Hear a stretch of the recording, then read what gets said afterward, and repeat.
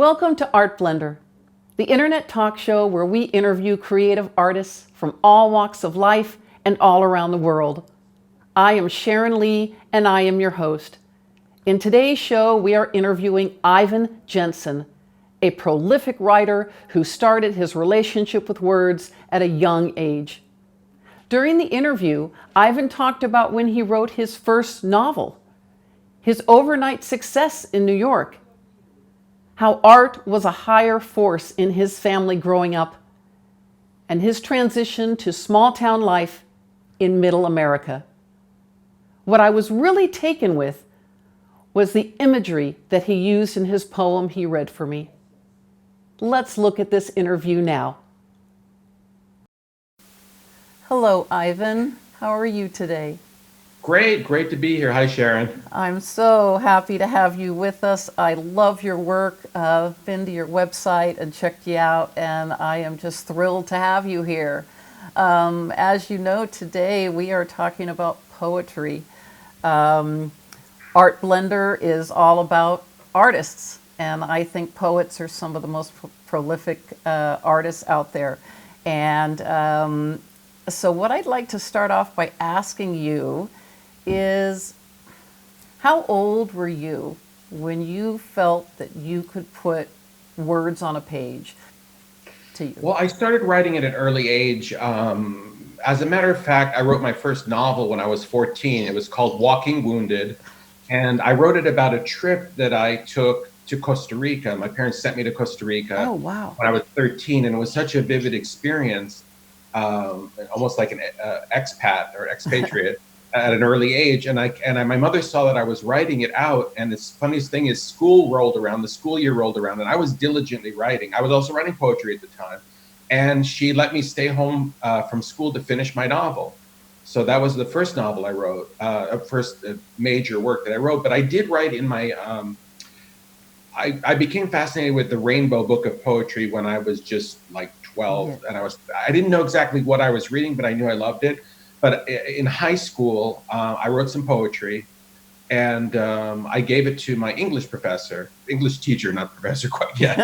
And he read it, and not to blow my own horn, but he read it over the weekend hesitantly, because he said he thought he didn't have structure and a meter.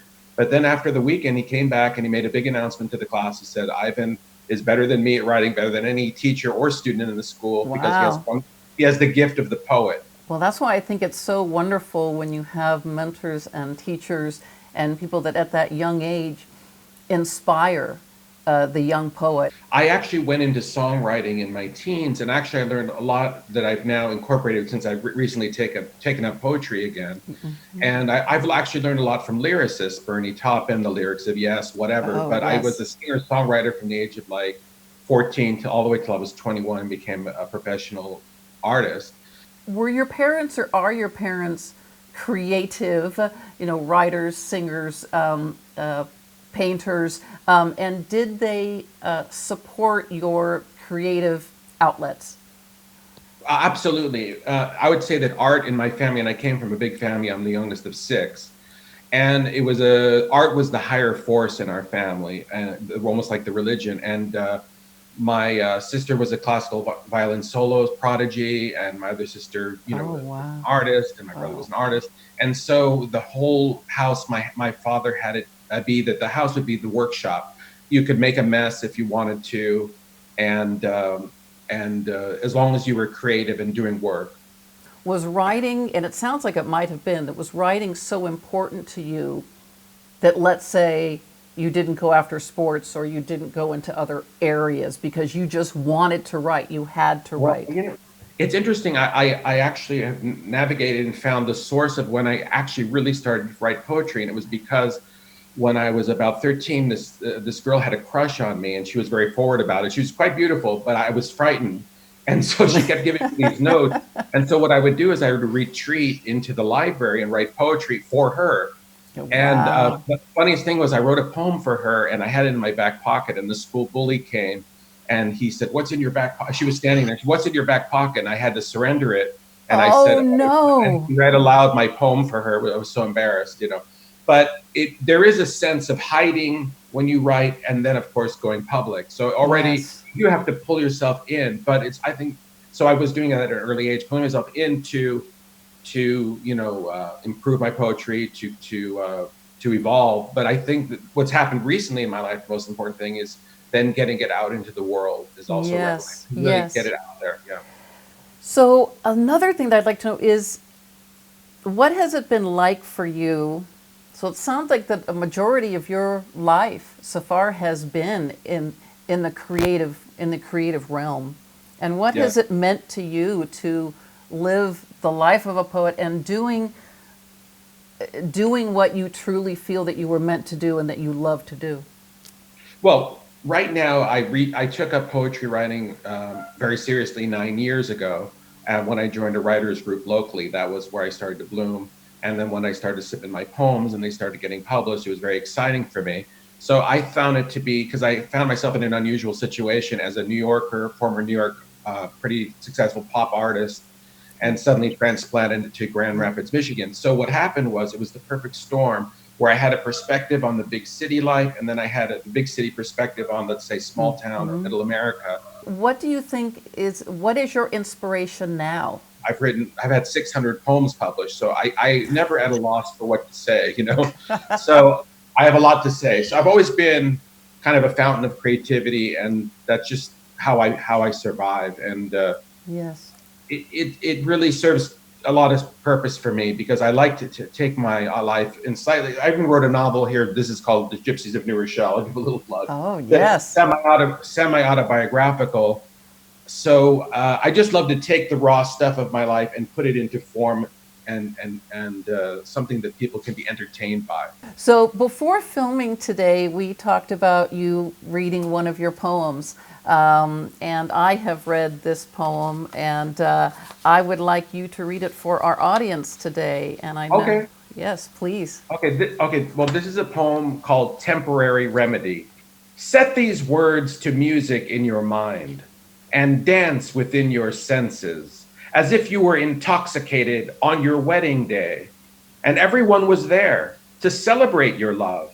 Now watch what I write become a living, breathing thing like a firstborn, bundled up and crying just for the sake of sound. And then I want you to read carefully the following directions. Take everything I say for granted and let this poem disintegrate like a prescribed tablet on your tongue. And wait for the literary ingredients to flood your bloodstream like an opioid. But be prepared when you reach the end of this poetic intoxicant to again return to the nagging void. I love your imagery. Thank you. I love the emotion that comes through. You can tell that you have a wit and a humor that comes through in your poem. When I first read, I like the way it ends, and again return to the nagging void. Why did you end it that way? Well, What was because your- there's an addiction to me when I write. It's my own addiction. But let's say when you enter the world of an entertainment or into the realm of a work of art, at that point it's music to your ears, and you're entering that world. I mean, if you see a film for those 2 hours, you're in another world. And of course, in this poem, I'm talking about that process of it almost being like a drug made Yes, of words for yes. people to ingest. And unfortunately, I mean, when it's done, you just might return to your nagging void. But that's the way it goes. I liked when you said, and let this poem disintegrate like a prescribed tablet on your tongue. It is such a great visual, because to me that's exactly when I read a poem, it's as if I am ingesting these words, and they're, coming apart little by little and disintegrating into my system and Yeah, into and my then mind and into my heart. And I'm the poet, so I'm the pharmacist. Exactly. Exactly. I love this kind of drug, definitely. So before I ask you your next question, I would like to read a poem of mine, Okay. By the Side of the Road. There is this spot by the side of the road that I go to in my dreams where it is peaceful. It is green and beautiful. There are two deer snacking on grassy tidbits under an old oak tree. I stop every so often, open the trunk of my car, bring out a checkered blanket, and watch the deer play. They aren't afraid at all. They know everything is okay. We are friends having lunch under a brilliant blue sky. I eat my own lunch, turkey sandwich and chips, ice-cold Coca-Cola, listening to FM radio. The Doobie Brothers in the air, I sing my heart out joyfully. Poppies dotting the foothills, a sea of such tranquility. Soon the deer trot off. They are not in a rush to leave. It's just time for them to go, for me to keep driving. I fold up the blanket, get into my car, still singing, seeing deer in my rearview mirror. I say goodbye to my friends. There is a place I go where an old oak tree stands. Okay, so that. Very nice. I like that. It's very, it's like a slice of life, a little bit of Robert Frost and cinematic. I also love the Doobie Brothers. My favorite song by them is "What a Fool Believes." Oh, My favorite, all-time, absolute favorite song. But I like it because it's contemporary. You mentioned the Doobie Brothers, and then it's nature because you've got the deer. So I think you said you're using imagery, and that's one key thing that I learned at an early age. You'll go far when you use imagery when you're writing.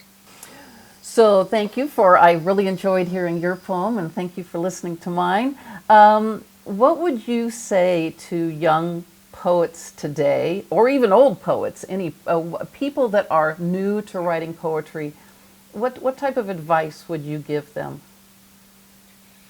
Well, I think that people try to think things up, and that's not how you do it. I think you should set things down. In other words, be spontaneous when you're writing. Don't initially just write stuff. Don't initially rewrite it or anything. Get the things on paper, and then I do think, believe it or not, I think a writer's workshops is really good because you can go public with your writing. It's funny because my father wasn't into writer's workshops, and that was the key element that got me to be a widely published writer, because you're going public with your private work. And Yes.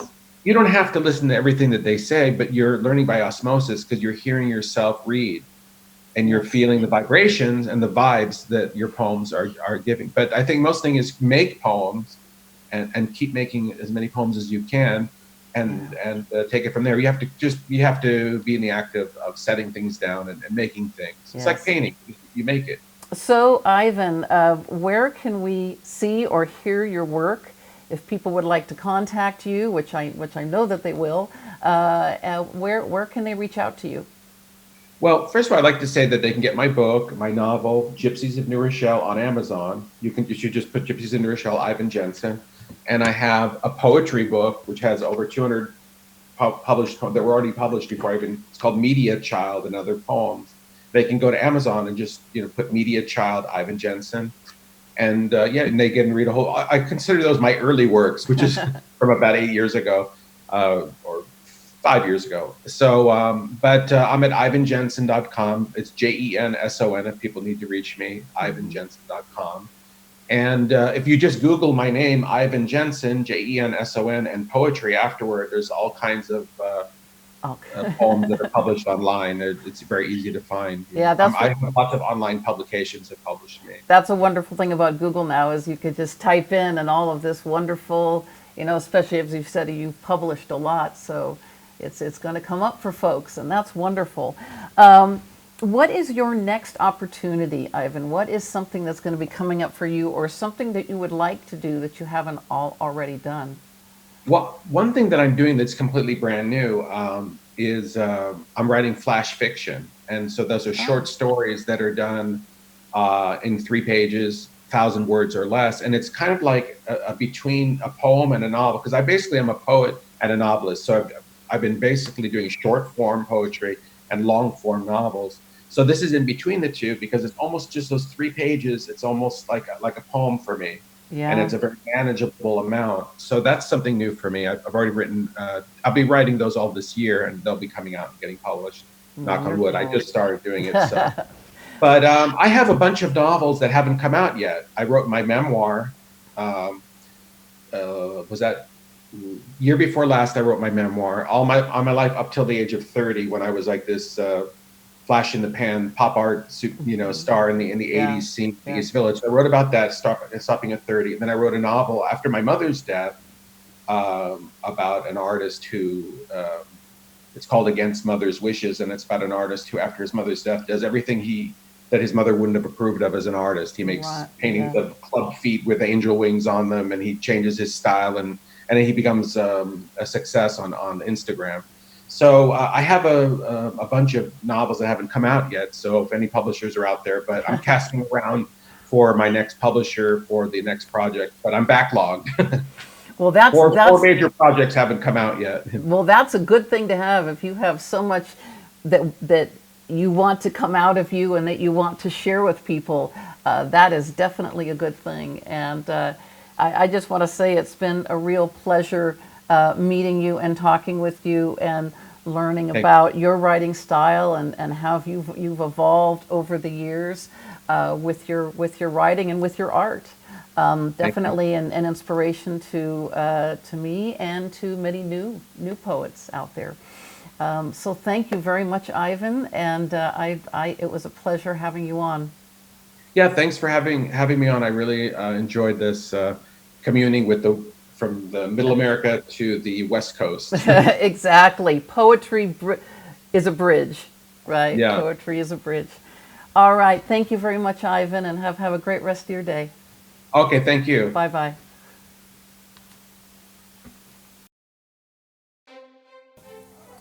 Hi, I'm Sharon Lee, and thank you for being a part of this episode of Art Blender.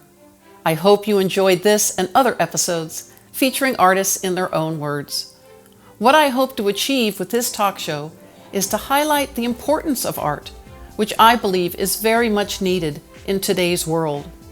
I want to illustrate the power of art and give artists a platform to share their works. The creation of art can be a healing tool and a vehicle for growth and enlightenment. Art Blender is a labor of love for me, but to continue this series in the future, I cannot do it on my own. I am always looking for your thoughts and suggestions, or you can just drop me a note to say hi. Please email me at the address below. Also, I am always looking for great guests to be on the show. So if you are an artist or know an artist locally, nationally, internationally, please contact our producer and he will get back to you. In closing, I cannot fund Art Blender on my own for the long term and will need your help. So if you would like to make a personal donation or know a business that would like to sponsor an episode, please contact our producer. I am also creating a nonprofit to ensure that the money is used to bring you the most engaging content and ensure the longevity of Art Blender. Art Blender is a place for everyone who believes in the power of art and what it means to call yourself an artist. Thank you for watching today's episode.